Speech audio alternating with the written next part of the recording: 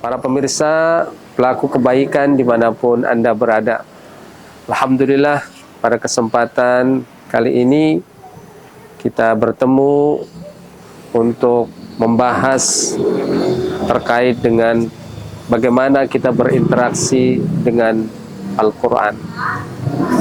Al-Quranul Karim, kitab Allah Subhanahu wa Ta'ala yang diturunkan kepada Rasulullah Sallallahu Alaihi Wasallam, yang menjadi pedoman dan petunjuk bagi orang-orang yang beriman kepada Allah Subhanahu wa Ta'ala. Nah, untuk menjadikan Quran ini sebagai petunjuk dan Quran ini sebagai hidayah bagi kita, maka perlu ada proses yang baik ketika kita berinteraksi dengan Al-Quran. Proses ini harus kita jalankan, karena untuk memahami ayat-ayat Allah Subhanahu wa Ta'ala, supaya ayat ini bisa menjadi petunjuk bagi kita, maka proses yang pertama adalah usaha kita untuk selalu membaca ayat-ayat Allah Subhanahu wa Ta'ala, baik di pagi hari maupun di waktu sore hari, waktu di malam hari. Semakin banyak aktivitas kita membaca ayat-ayat Al-Quran, maka akan semakin menambah keberkahan kita.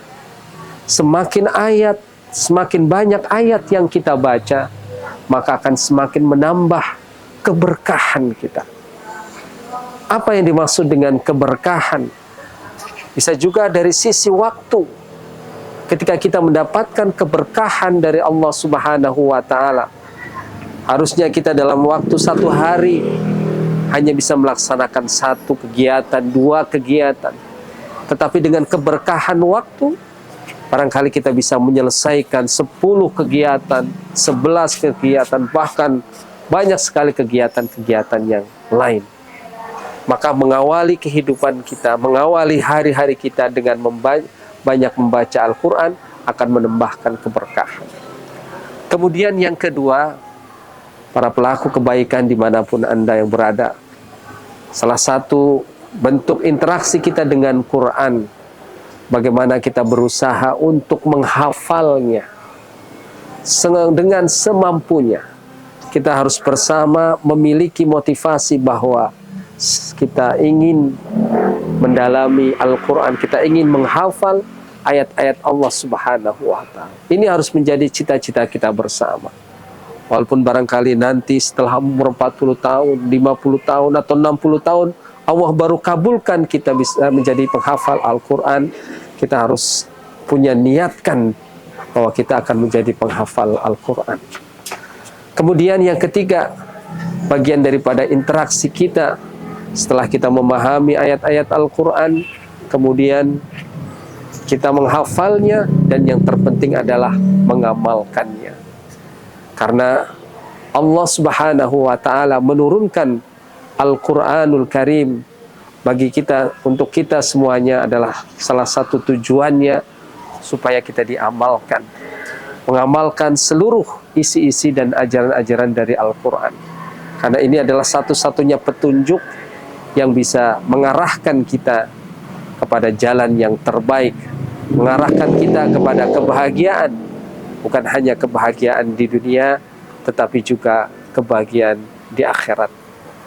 Selalu setiap aktivitas kita, amal kita, punya landasan bahwa kita sedang melaksanakan ajaran Allah Subhanahu wa Ta'ala. Bahwa apa yang kita lakukan selalu memiliki landasan referensi dari ayat-ayat Allah Subhanahu wa Ta'ala. Karena setiap aktivitas yang selalu berlandaskan kepada ayat-ayat Allah Subhanahu wa Ta'ala, maka akan bisa mendapatkan keberkahan, mendapatkan petunjuk yang terbaik, mendapatkan kebahagiaan.